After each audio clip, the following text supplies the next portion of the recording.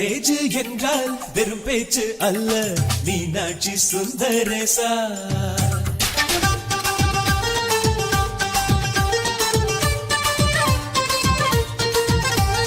Marriage என்றால் வெறும் பேச்சு அல்ல, மீனாட்சி சுந்தரேசா. வில்லேஜில் போய் கல்யாணம் பாரு, மீனாட்சி சுந்தரேசா.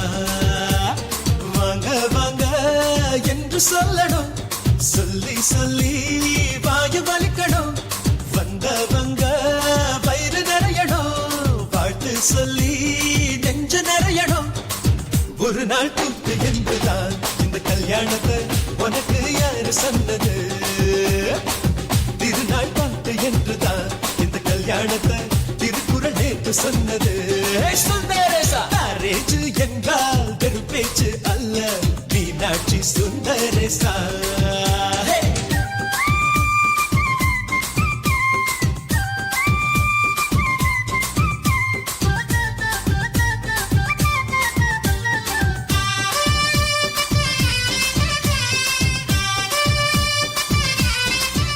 இறைவனுடைய திருத்தாள்களை முதலில் பணிகின்றோம்.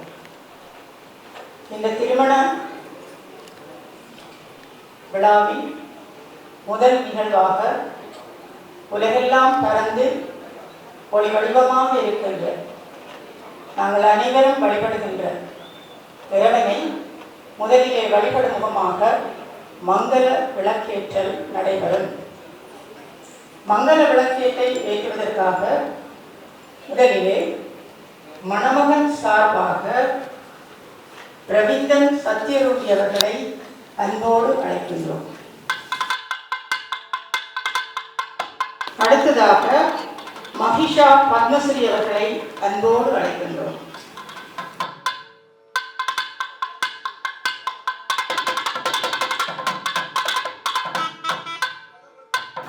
அடுத்து நாங்கள் அழைப்பது செந்தாளன் ரஜிதா. அடுத்து நாங்கள் அழைப்பது அச்சலா உதானி.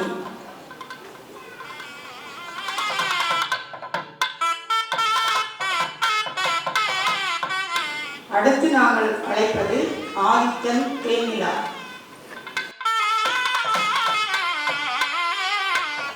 அடுத்து நாங்கள் அழைப்பது கௌசலி காவிரி.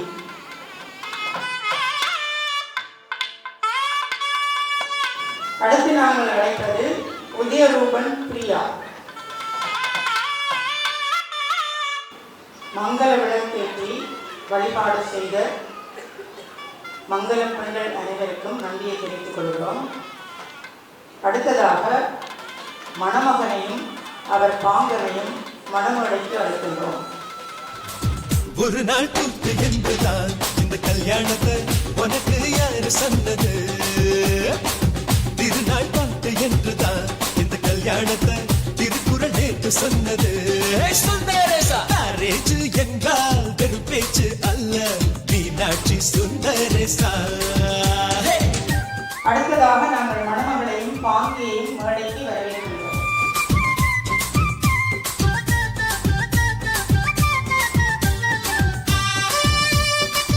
இல்லறத்தில் இணைவதற்காக கந்தசாமி முருகேசு உதயநாயகி கந்தசாமி தம்பதியினரின் அறம்நிறை செல்வன் ராகுலன் அவர்கள் மணமகனாக மேடையிலே அமர்ந்திருக்கிறார்கள். ரஞ்சித் பிரேமஸ்ரீ லலிதா இந்திராணி தம்பதியினரின் அன்பு நிறை செல்வி யசோதா அவர்களும் மணமேடையிலே அமர்ந்திருக்கிறார்கள். இந்த மணவாழ்வில் இணைகின்ற இந்த நல்ல நாளிலே அவர்களை வாழ்த்துவதற்காக வந்திருக்கின்ற அனைத்து உறவுகளுக்கும் அவர்கள் சார்பாக முதலில் நாங்கள் நன்றி கூறுகிறோம். பெரியோர்கள் உறுதிப்படுத்தியபடியும் ஒருவருக்கொருவர் உறுதியேற்று இல்லற நல்லறத்தில் ஒருங்கிணைய உள்ளனர். இத்தருணத்தில் உள்ளன்பு உறவோடு நல்லினிமை நட்பின் அகமகிழ்வாய் வருகை தந்து அன்பின் நல்வாழ்த்தையும் நீங்கள் தருவீர்கள் என எதிர்பார்த்து நிற்கின்றோம். அந்த வகையில் இப்போது தமிழ்த்தாய் வாழ்த்து இசைக்கப்படும். எல்லோரும் எழுந்து நின்று அந்த வாழ்த்தை அன்னைக்கு உரியதாக்குவோம். கடலுடுத்த நிலவரந்தை தெளிலொழுகும் சீராரும் பதனவென திகழ்பரத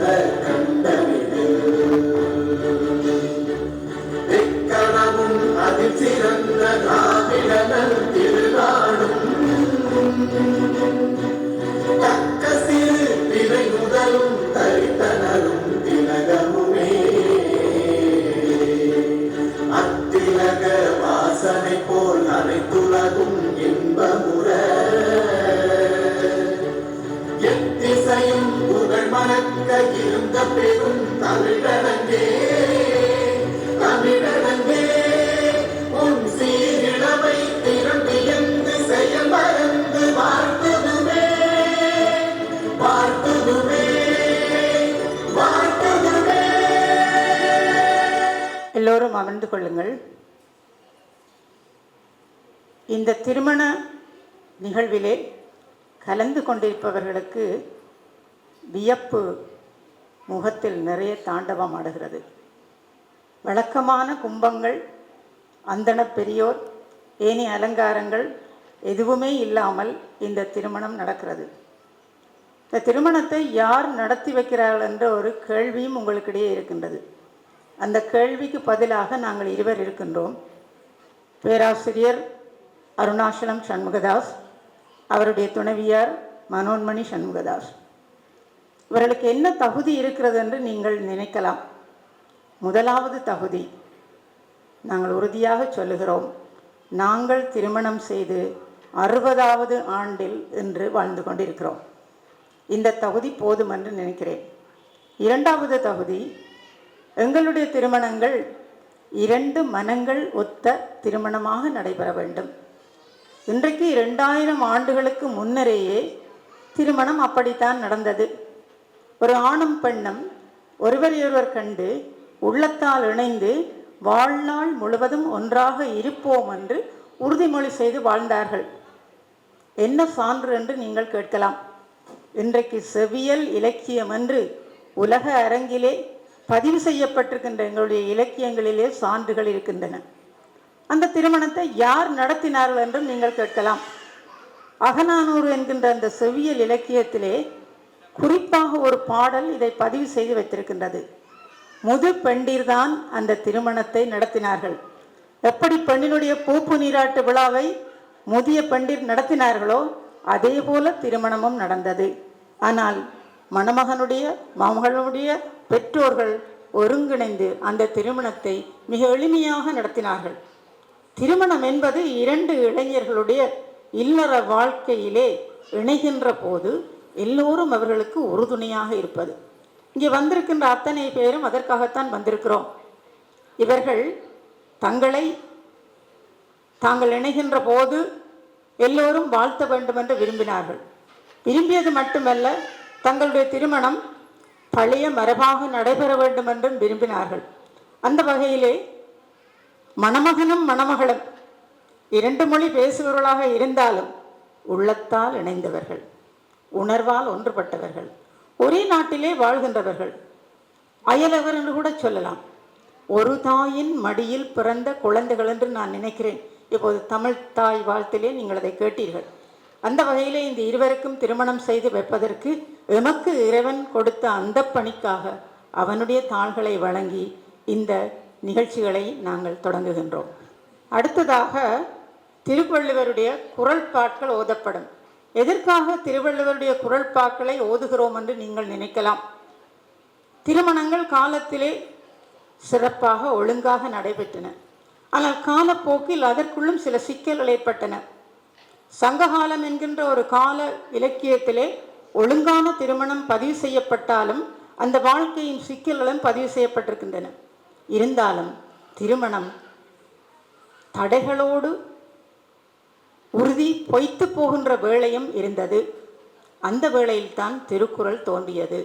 ஒரு குடும்பம் என்றால் என்ன, அந்த குடும்பத்திலே யார் இணைகிறார்கள், அந்த இணைப்புக்கு முக்கிய பங்களிப்பு செய்ய வேண்டியவர் யார் என்பதை மிக தெளிவாக திருக்குறள் பதிவு செய்து வைத்திருக்கிறது. அது உலக பொது நூலாக இன்றைக்கு இருக்கின்றது. ஏறக்குறைய 200 மொழிகளில் அந்த நூல் மொழிபெயர்க்கப்பட்டிருக்கிறது என்று சொன்னால் அதற்குள்ளே என்னவோ இருக்கிறது என்றுதானே காரணம். எல்லா மொழி பேசுகின்றவர்களும் தங்கள் மொழிகளிலே அதை மொழிபெயர்த்திருக்கிறார்கள். சிங்கள மொழியில் கூட 2 மொழிபெயர்ப்புகள் இருக்கின்றன. இப்போது 3வது மொழிபெயர்ப்பு நடந்து கொண்டிருக்கிறது. அந்த திருக்குறளிலே முதலியவர் அடுத்த பகுதி இல்லறவியல். இல்லறம் என்றால் என்ன? அறனெனப்பட்டதே இல்வாழ்க்கை. நீங்கள் எந்த அறமும் செய்ய வேண்டாம். கணவனும் மனைவியுமாக இருந்து நீங்கள் நடத்துகின்ற குடும்ப வாழ்க்கை தான் அத்தனை அறங்களுக்கும் ஒரு தளமாக அமையும். இருவரும் இணைந்து இல்லறம் நடத்தி நன்மக்களை பெற்று அவர்களை வளர்த்து நல்ல வீட்டை உருவாக்கி நல்ல சமூகத்தை உருவாக்கி ஒரு நல்ல நாட்டை உருவாக்குகின்ற போது அந்த நாடு உலகிலே சிறந்த நாடாக கருதப்படும் என்று வள்ளுவர் கருதினார். அதனாலே தான் இந்த திருமணத்திலே திருக்குறள் பாக்களை இணைக்கின்றோம். வள்ளுவனுடைய அடியொற்றி சின்னஞ்சிறிய குரலிலே எங்களுக்கு தந்த அறிவுரைகளை இந்த மணமக்களும் நாங்களில் முதலே செவியார கேட்டு எங்கள் உள்ளத்திலே நிறுத்தி கொள்ளுவோம். இப்போது திருக்குறள் பாக்கள் இசைக்கப்படும். அகர முதல எழுத்தெல்லாம் ஆதி பகவன் முதற்றே உலகு இல்வாழ்வான் என்பான் இயல்புடைய மூவர்க்கும் நல்லாற்றின் நின்ற துணை துறந்தார்க்கும் தூவாதவர்க்கும் இறந்தார்க்கும் இல்வாழ்வான் என்பான் துணை தென்புலத்தார் தெய்வம் விருந்தோக்கல் தான் என்றாங்கு ஐம்புலத்து ஆறு ஓம்பல் தலை அன்பும் மரணும் உடைத்தாயின் வாழ்க்கை பண்பும் பயனும் அது மனை தக்க மாண்புடையல் ஆகி தற்கொண்டால் வளத்தக்கால் வாழ்க்கை துணை மங்களம் என்ப மனை மாட்சி மற்ற அதன் நன்கலம் நன் மக்கள் பேரு. திருக்குறளை இசைத்தவருக்கு எங்களுடைய நன்றியை தெரிவித்துக் கொண்டு அடுத்ததாக திருமண நடைமுறைகள் தொடங்குவதற்கு முன்னர் மணமகன் சார்பாகவும் மணமகள் சார்பாகவும் மேடைக்கு நாங்கள் அவர்களுடைய நெருங்கிய உறவினர்களாக இருப்பவர்களை அழைக்கின்றோம். அந்த வகையில் மணமகனுடைய தந்தையாரும் அவருடைய தமையனாரும் இங்கே இருக்கிறாருன்னு நினைக்கிறேன். வேறு யாரும் எங்களுக்கு 4 கதிரைகள் போடப்பட்டிருக்கின்றன. மணமகள் வரிசையிலும் அந்த மணமகளோடு நெருங்கிய உறவினர்களாக இருக்கின்ற அவருடைய தாய் நெருங்கிய உறவினர்கள் மணமேடையில் வந்து தயவாக அமர்ந்து கொள்ளவும்.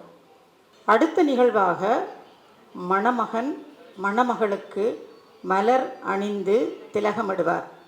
அந்த வகையில் மணமகனும் மணமகளும் எழுந்து நின்று இப்போது மணமகன் கூந்தலிலே மாலை அணிவிக்கின்றார். சுற்றி காட்டுங்க.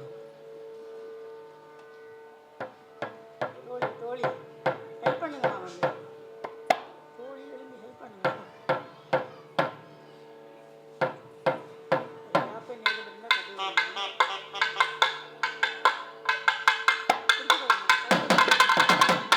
அடுத்து மணமகன் மணமகளின் நெற்றியிலே குங்கும திலகம் இடுவார்.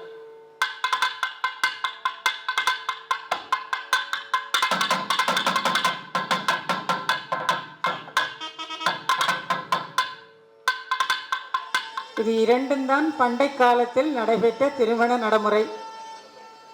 பழைய காலத்திலே ஒரு ஆண் பெண்ணினுடைய கூந்தலிலே மலரை வைத்து விட்டாலே திருமணம் முடிந்துவதென்றான் அர்த்தம். அந்த வகையிலே அவள் எனக்கு சொந்தமானவள் என்ற எண்ணத்திற்கு அப்பால் இந்த குங்குமம் அணிவது எதற்காக என்று எல்லோரும் கேட்கலாம். நான் கூட இன்றைக்கு ஒட்டுப்போட்டில் தான் நிற்கிறேன். குங்குமம் என்பது ஒரு மங்களமான பொருள். பெண் நெருப்புக்கு சமானமானவள். அவளுடைய நெற்றியிலே குங்குமத்தை கண்டுவிட்டால் இவள் இன்னொருவனுக்கு சொந்தமானவள், அவனுடைய வாழ்க்கை துணை நலம் என்பது எல்லோருக்கும் தெளிவாக தெரியும். அந்த வகையிலே இப்போது நெற்றியிலும் குங்குமம் விடப்படுகின்றது. நெற்றியில் குங்குமிடுகின்ற வழக்கம் என்னவென்றால், பழங்குடி மக்களிடையே தங்களுடைய மனைவியை அடையாளப்படுத்துவதற்காக தன்னுடைய விரலை கீறி அந்த குருதியை அவளுடைய நெற்றியிலே அவன் இட்டான். நீயும் நானும் இரத்த உறவு கொண்டு விட்டோம் என்று உறுதியான ஒரு உறுதிமொழி. அது இன்றைக்கு கொஞ்சம் நாகரிகமாக ஒட்டுப்பொட்டாக கூட வந்துவிட்டது. அதை விட்டு விடுவோம். ஏன் சொல்லுகிறேன் என்று சொன்னால், இந்த திருமண நடைமுறைகளுக்குள்ளே எங்களுக்குள்ளே இருக்கிற குழப்பங்கள் வராமல் எப்படி நாங்கள் முன்னர் இருந்தோம், இப்போது எப்படி முன்னேறி இருக்கிறோம் என்பதை காட்டுவதற்காகத்தான். அடுத்ததாக மணமகனும் மணமகளும் தாங்கள் இல்லற வாழ்விலே இணைந்து கொள்ளுகிறோம் என்பதை உறுதி செய்வதற்காக உறுதிமொழி செய்ய இருக்கின்றார்கள். இது ஒன்றும் புதிதில்லை. இன்றைக்கு விவாக பதிவு நடக்கின்ற வேளையிலே விவாக பதிவாளர் மணமகனையும் மணமகளையும் ஒரு உறுதிமொழி செய்த பின்னர் தான் அந்த கையெழுத்தை இடுகிறார். அதற்கு சாட்சியாக 2 கை நாட்டுகளும் போடப்படுகின்றன. அந்த வகையில் இந்த மணமகனும் மணமகளும் மிக தெளிவாக தங்களுடைய உறுதிமொழியை இந்த மன்றுக்கு வந்திருக்கின்ற அத்தனை பேருக்கு முன்னிலையிலும், வராதவர்களுக்கும், இன்னும் எங்களை சுற்றி இருக்கின்ற இயற்கை தெய்வங்கள் எல்லாவற்றிற்கும் பொதுவாக இந்த உறுதிமொழியை செய்ய இருக்கின்றார்கள். அந்த வகையிலே மணமகன் இப்போது அந்த உறுதிமொழியை முதலிலே செய்வார். மணமகனும் மணமகளும் மன உறுதிமொழி கூற இருக்கின்றார்கள். எங்களுக்கு ஒரு வழக்கம் இருக்கின்றது. நாங்கள் அதிகம் பொய் சொல்லுவோம். சில வேளை சொன்னவற்றையும் மறந்து போவதும் மறந்தது போல இருப்பதும் வழக்கம் மனிதர்கள். ஆனால் இந்த மனிதர்களுக்கு ஒரு பழக்கம் இருக்கின்றது. என்னவென்றால், ஏதாவது ஒன்று சொல்லிவிட்டால் அதன்படி நடக்க வேண்டும். அது இல்லாத போது அவருடைய மனத்தை அது வருத்தி கொண்டிருக்கும். அதனாலே தான் அந்த வருத்தத்தை உண்டாக்காமல் இருப்பதற்காக இந்த இளம் பிள்ளைகளுக்கு இன்றையிலே ஒரு மன உறுதியினை, அது அவர்கள் வாழ்நாள் முழுக்க தம்முடன் வைத்து கொள்வதற்காக, இந்த மன உறுதியினை அவர்கள் எடுப்பதற்காக நாங்கள் இப்பொழுது மணமகன் ஒப்புதல், அவருடைய மன உறுதி மொழி கூறலும் இப்பொழுது நடைபெற இருக்கின்றது. கந்தசாமி ராகுலன் ஆகிய நான் எனது உள்ளத்தில் நிறைவான மகிழ்ச்சியோடு இந்நாளில் இருக்கிறேன். நீண்ட காதல் வாழ்வை இன்று இல்லற வாழ்வாக தொடங்குகின்றேன். யசோதா ரஞ்சித் பிரேமஸ்வரி என்னும் என் மனதுக்கு இசைந்த என் காதலியோடு என் வாழ்நாள் முழுவதும் இணை பிரியாது நின்று இல்லறம் செய்வேன் என உறுதியளிக்கின்றேன். இயற்கையோடு இணைந்து இன்பத்திலும் துன்பத்திலும் இருவரும் கைகோர்த்து நிற்போம்.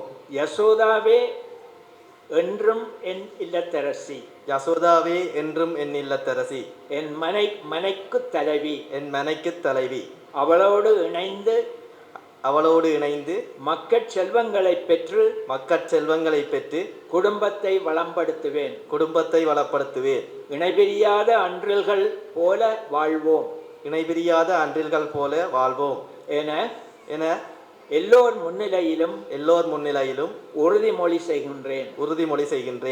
இந்த இனிய வேளையில் என் திருமணத்துக்கு ஒப்புதல் தந்த எனது பெற்றோரையும் இறையருளையும் வணங்குகின்றேன்.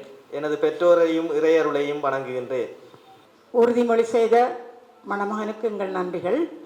அடுத்ததாக மணமகள் ஒப்புதலும் மன உறுதி கூறலும். அது மிக வேகமாக நடக்காது. ஏனென்றால் அவருடைய மொழியில் அவர் சொல்லப்போவதில்லை. எனவே மிக மிக நிதானமாக அந்த மொழியை சொல்லுகின்றோம்.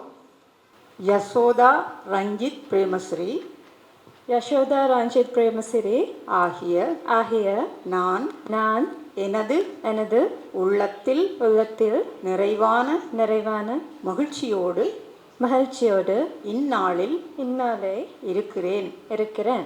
நீண்ட காதல் வாழ்வை இன்று இல்லற வாழ்வாக தொடங்குகிறேன். கந்தசாமி ராகுலன் என்னும் என் மனதுக்கு இசைந்த என் காதலரோடு என் வாழ்நாள் முழுவதும் இணை பிரியாது நின்று இல்லறம் செய்வேன் என உறுதி அளிக்கிறேன். இயற்கையோடு இணைந்து இன்பத்திலும் துன்பத்திலும் இருவரும் கைகோர்த்து நிற்போம். ராகுலனே என்றும் என் கணவன் எனக்கு வாழ்க்கை துணை அவரோடு இணைந்து மக்கட் செல்வங்களை பெற்று குடும்பத்தை வளம்படுத்துவேன். இணை பிரியாத அன்றில்கள் போல வாழ்வோம் என எல்லோர் முன்னிலையிலும் உறுதிமொழி செய்கிறேன். இந்த இனிய வேளையில் என் திருமணத்திற்கு ஒப்புதல் தந்த எனது பெற்றோரையும் இறை அருளையும் வணங்குகிறேன். எங்கே திருமணத்தில் இன்னும் தாலி கட்டவில்லையே, சுபநேரம் போய்விட்டதே என்ற கேள்விகளுக்கு இடமில்லாமல் இப்போது மணமகன் மங்கள நாணை அணிவிப்பார். இதற்கு ஒரு சின்ன விளக்கம் சொல்லலாம் போல எனக்கு தெரிகிறது. செவ்வியல் இலக்கியங்களிலே சிலப்பதிகாரம்தான் முதலில் இதை பதிவு செய்து வைத்திருக்கின்றது. கோவலன் என்கின்ற செல்வந்தனுக்கும் கண்ணகி என்கின்ற செல்வந்தனுடைய மகளுக்கும் திருமணம் நடத்தப்பட்ட போது அந்த செல்வாக்கு நிலையை வெளிப்படுத்தும் முகமாக மங்களனான் பூட்டினார்கள். அன்றிலிருந்து தொடங்கியது எங்களுக்கு சிக்கல். தாலி கட்ட வேணும், எத்தனை பவுனில் கட்டுவது? நான் நினைக்கிறேன் ஏறக்குறைய ஒரு 10 வருடங்களுக்கு முன்னர் நான் ஒரு செய்தி கேள்விப்பட்டேன். சுவிட்சர்லாந்திலே மணமகளுக்கு 72 பவுனில் தாலி கட்டப்பட்டதாக. அந்த மணமகளை நேரில் சந்திக்கின்ற வாய்ப்பும் எனக்கு கிடைத்தது. அவளிடம் கேட்டேன், இந்த தாலியை நீ எத்தனை நாள் அணிந்திருந்தா என்று. அவள் சொன்னாள், நான் அடுத்த நாளே அதை கொண்டு போய் வங்கியிலே வைத்து விட்டேன் என்று. 2 காரணம். ஒன்று, கழுத்திலே சுமக்க முடியாது. 2வது, வீட்டிலே பாதுகாப்பில்லை. எனவே மங்கள நான் என்பது நான் என்றாலே கயிறு, தாலி கொடி என்று தான் சொன்னார்கள். அப்போ அந்த வகையிலே கயிற்றிலே கட்டப்பட்டு சிலப்பதிகார காலம் தொடக்கமாக வந்த அந்த தாலி அது ஒரு அடையாள சின்னமாக என்னை கட்டியவள் நான் கட்டிய தாலி என்று விளக்கமாக இன்றைக்கு நிற்கிறது. இருந்தாலும் உங்கள் எல்லோருக்கும் தெரியும், எல்லோருடைய காலத்திலும் இப்போது தாலி இருப்பதில்லை, அது எங்கோதான் இருக்கும். ஆனால் அந்த நடைமுறை என்னத்தை சொல்கிறது என்றால், இது நான் உனக்கு தருகின்ற பரிசு. நான் நினைக்கிறேன் இஸ்லாமிய மக்களுடைய வாழ்க்கையில் அது இன்னும் இருக்கின்றது. மணமகன் ஒரு நிறைவான ஒரு மங்கள அணியை அவளுக்கு அணிவிக்க வேண்டும் என்கின்ற ஒரு கட்டுப்பாடு இருக்கின்றது. காரணம், அவளுக்கு கொடுக்கின்ற பரிசு. நீ என்னுடைய வாழ்க்கை துணையாக வருகின்ற போது உன்னை மகிழ்வித்து நான் உனக்கு வழங்குகின்ற பரிசு, அதை ஒன்றுமே செய்ய முடியாது. இனிமேல் இல்லையென்ற கஷ்டம் வந்தாலும் கூட தாலி தான் கடைசியாக அடை வைக்கிறது. பெரிய புராணம் இது அழகாக சொல்கிறது. கடைசி செல்வாக்கு என்னிடம் ஒன்றும் இல்லை என்ற நிலையிலே தான் அதிலே கை வைக்கலாம். இன்னொரு வகையிலே அது ஒரு சேமிப்பாகவும் இருக்கின்றது. அவளுடைய கழுத்திலே தொங்குகின்ற அந்த தாலி அவளுடைய பொருளாக, அவளுக்கு அழகான மங்கள் நானாக இருந்தாலும் அவளுக்கு கஷ்டம் பெறுகின்ற போது அவள் பயன்படுத்தக்கூடிய ஒரு வங்கி வைப்பாகவும் இருக்கின்றது. எனவே நீண்ட காலமாக அந்த மரபு மாறாமல் இருப்பதனாலே இந்த தமிழ் திருமணத்திலேயும் நாங்கள் அதை இணைத்து கொண்டிருக்கிறோம். இப்போது யசோதாவுக்கு ராகுலன் அவர்கள் தன்னுடைய அன்பு பரிசாக அவருடைய கழுத்திலே மங்கள நாணை அணிவிக்க இருக்கின்றார்.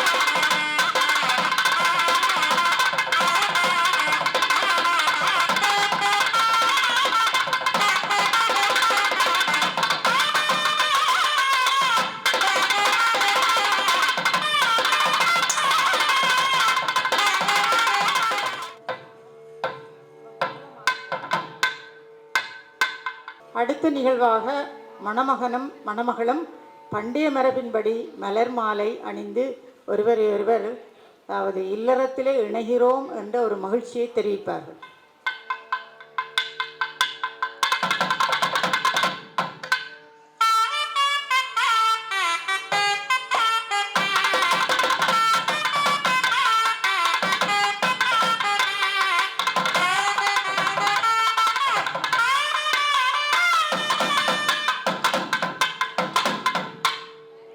பெற்றோர்களிடம் மணமக்கள் ஆசி பெறுவார்கள். அந்த வகையில் மணமகனும் மணமகளும் முதலில் மணமகனுடைய பெற்றோரிடம் ஆசி பெறுவார்கள்.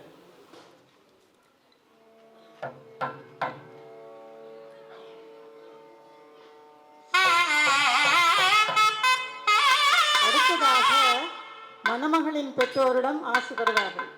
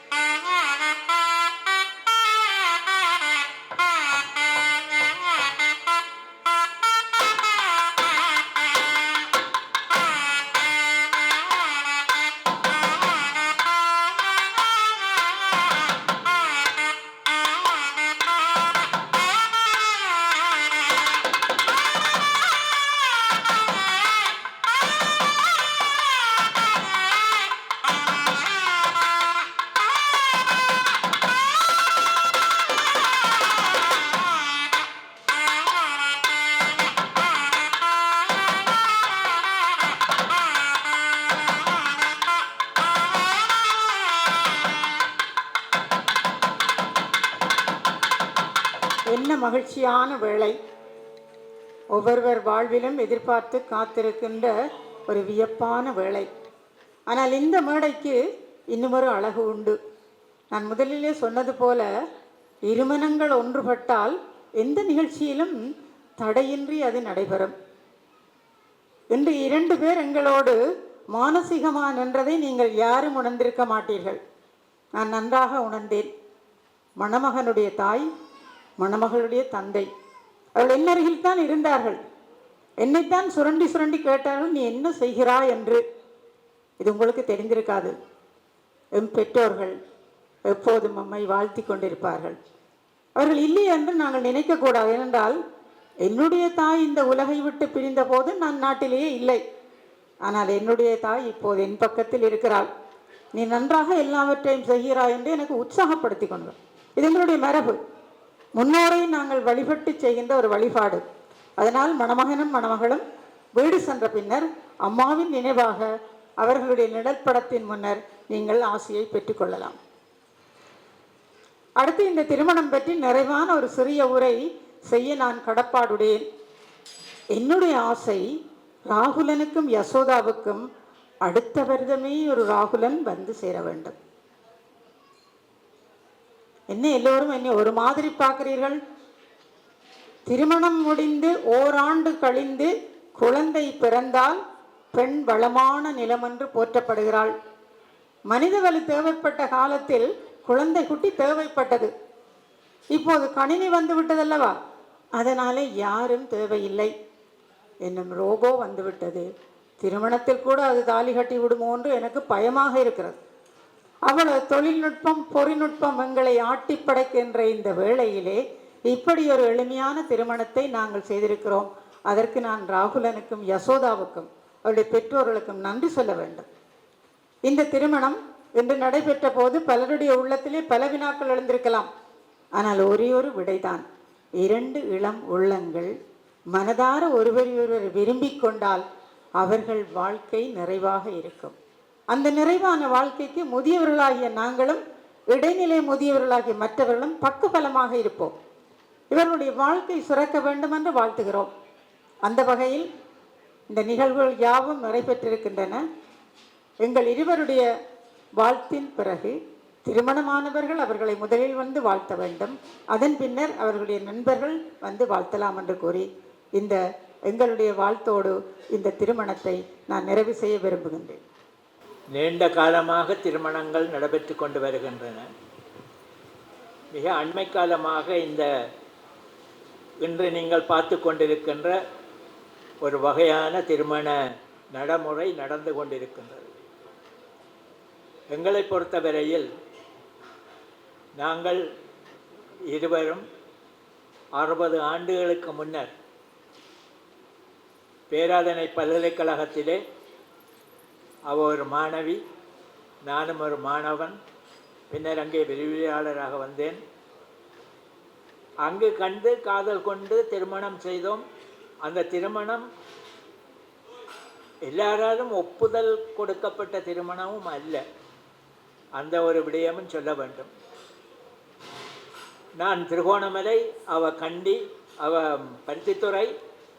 நாம் திருமணம் செய்தது கண்டியிலே.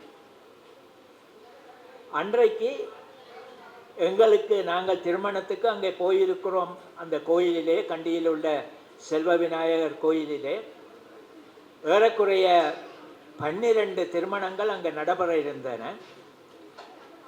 நாங்கள் பல்கலைக்கழகத்திலிருந்து போனபடியால் எங்களை 2வது முறையாக கூப்பிட்டார் ஐயர். அங்கே வந்த 12 பேருக்கும் வந்த மேளம், நாதஸ்வரம் எல்லாம் இசைத்தன.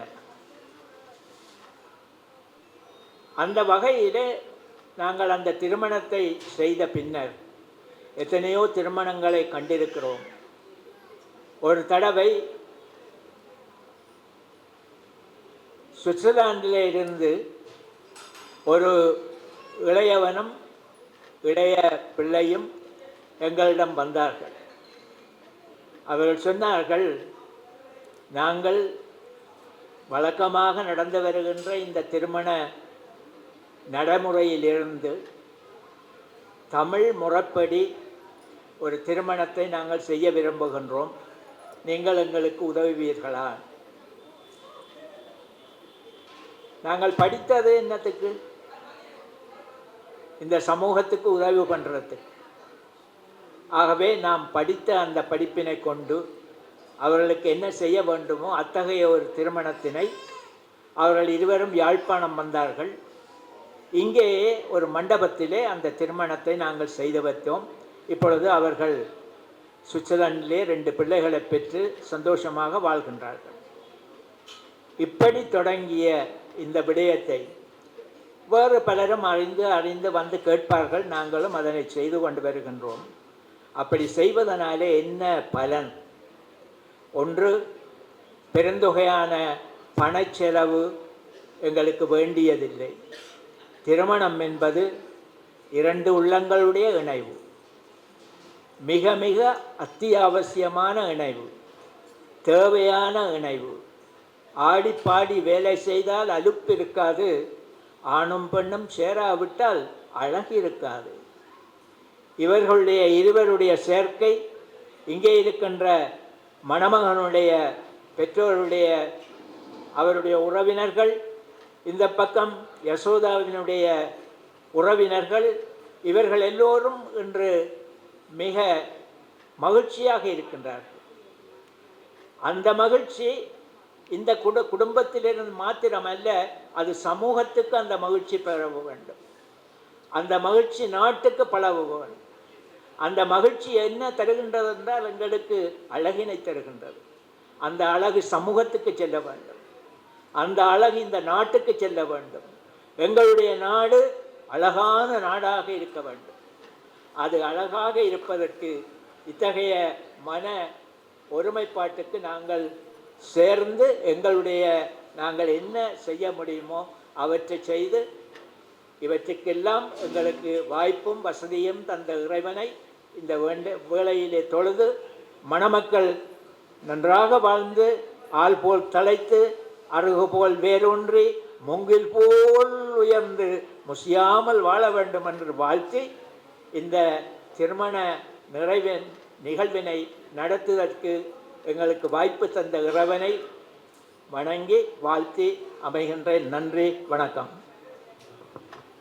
இப்போது எங்களுடைய வாழ்த்துக்கான நேரம். எங்களுடைய வாழ்த்து நிறைவேற்றதும் மணமகனும் மணமகளும் தங்களுக்குரிய பரிசுகளை பரிமாறி இன்னும் ஒரு தடவை மாலை மாற்றிக்கொள்ளுவார்கள். அது மகிழ்ச்சியின் உச்சமானது. முதல் மாற்றிய போது அவர்கள் மங்களனான் பூணாமல் இருந்தார்கள். இப்போது மங்களனான் பூண்ட பின்னர் இன்னொரு முறை மாற்றுவார்கள்.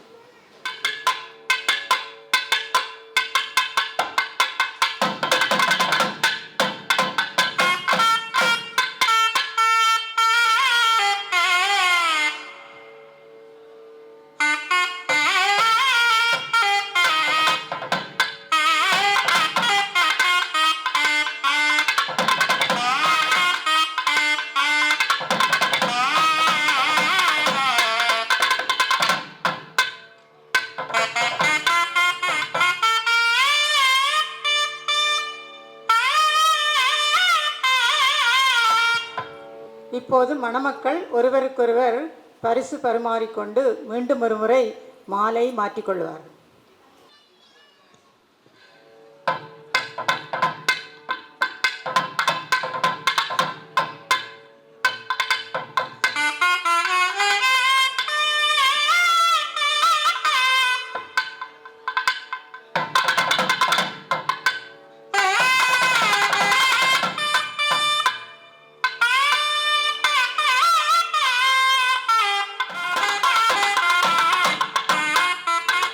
இந்த மகிழ்ச்சியான தருணத்தில், இந்த மகிழ்ச்சியான நாளுக்காக உங்கள் எல்லா வேலைகளையும் ஒதுக்கிவிட்டு இங்கே வந்திருக்கின்ற அத்தனை பேருக்கும் மணமகன் சார்பாகவும் மணமகள் சார்பாகவும் நாங்கள் நன்றி சொல்ல கடமைப்பட்டிருக்கிறோம்.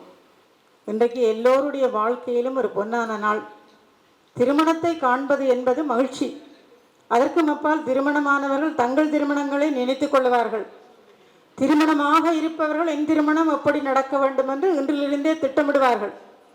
அந்த வகையில் இங்கே வருகை தந்திருக்கின்ற அத்தனை பேருக்கும் மணமகன் மணமகள், அவர்கள் பெற்றோர்கள், உறவினர்கள், எங்கள் சார்பாக எங்களுடைய தாழ்மையான நன்றிகளை தெரிவித்துக் கொள்கிறோம். நன்றி. அடுத்ததாக சபையிலே இருக்கின்ற பெரியோர்கள் மணமக்களை எங்களுடைய மரபுப்படி அருகரிசி தூவி வழிபட அழைக்கின்றோம்.